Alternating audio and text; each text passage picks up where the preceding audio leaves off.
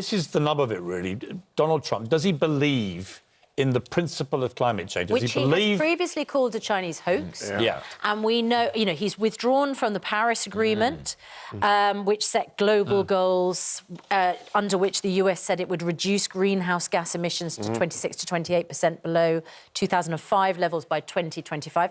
We know that last year carbon dioxide emissions from the US spiked sharply, bucking a 3-year trend. And he is, of course, accused of being on the side of big business and growth and energy companies. And, of course, tried to crack down on climate change would mean cracking down on them as well. And when he said to Piers what you call climate change, he couldn't bring himself to use that expression because he calls it other things, doesn't he? Extreme weather, whatever he wants to call it. So he's not there yet, and but he he's much less attention hostile. to air pollution, clean air, clean water. crystal clean What is clear, water. though, is that he had a lot more time with Prince Charles than he expected, and Prince Charles has clearly really bent his ear about climate change. And it looks to me from the responses there, he's not fully on board, but he might be a little bit more on board than he was, because the future King of England has spent an hour and a half bending his ear about it. Fly on the wall. Which, if that is true, and it does have an impact on the president, I think is a good thing by Prince Charles. But to have been a fly on the wall to have watched Donald Trump being talked at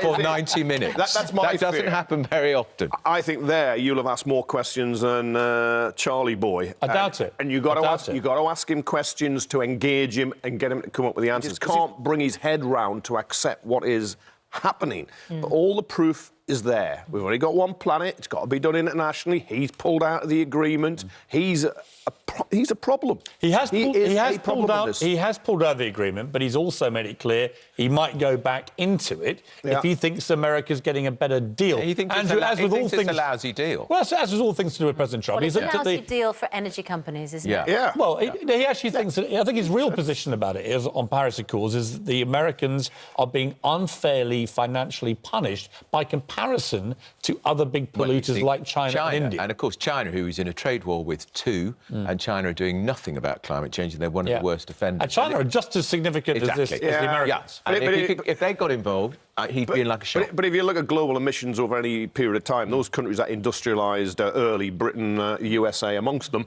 have created the most pollution and contributed most to warming. Of course, and he's right, it's an international issue, but he's the wrecker. He's the wrecking ball. He's breaking the treaties.